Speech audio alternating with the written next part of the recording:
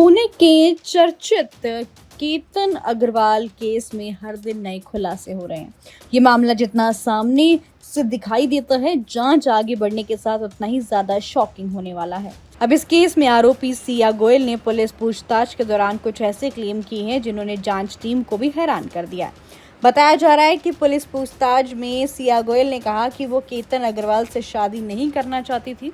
उसके मुताबिक इसके पीछे कई वजहें थी। सिया ने क्लेम किया कि वो किसी और से प्यार करती थी और केतन के साथ शादी को लेकर खुश नहीं थी। पूछताछ के दौरान उन्होंने ये भी कहा कि उसे केतन की कुछ पर्सनल बातें पसंद नहीं थी, जिसमें से कथित तौर पर उनके बालों और बोलने के तरीके को लेकर उन्हें बहुत ज्यादा आपत्ति थी। हालांकि ये ध्यान रखना जरूरी है कि सभी बातें आरोपी द्वारा पुलिस पूछताछ में किए गए दावों में बताई जा रही हैं। इन दावों का कोई इंडिपेंडेंट पुष्टि नहीं है। पुलिस सूत्रों की माने तो सिया ने यह कहा है कि अगर वो परिवार को शादी से इनकार करती तो घर वालों को दुख पहुंचता। कथित तौर पर उसने दावा किया कि इसी वजह से उसने शादी रोकने के बजाय इस खतरनाक रास्ते को चुन लिया। जांच एजेंसी ये भी पता लगाने में जुटी हुई है कि आखिर इस कथित साजिश की प्लानिंग कब और कैसे शुरू हुई। इस केस का सबसे सनसनीखेज पहलू ये है कि जांच में सामने आए कि लोहागढ़ फोर्ट की ट्रैकिंग को कथित तौर पर एक प्लान का हिस्सा बनाया गया।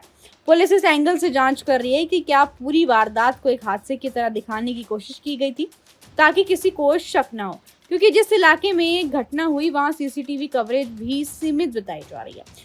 इधर गिरफ्तारी के बाद सिया गोयल को लेकर एक और जानकारी सामने आई है।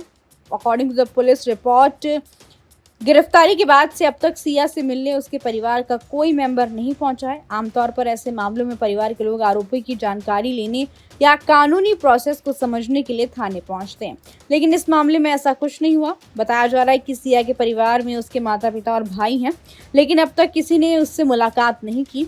दूसरी तरफ सह आरोपी चेतन चौधरी के परिवार की ओर से उसके पिता पुलिस स्टेशन पहुंचे और मामले की जानकारी ली।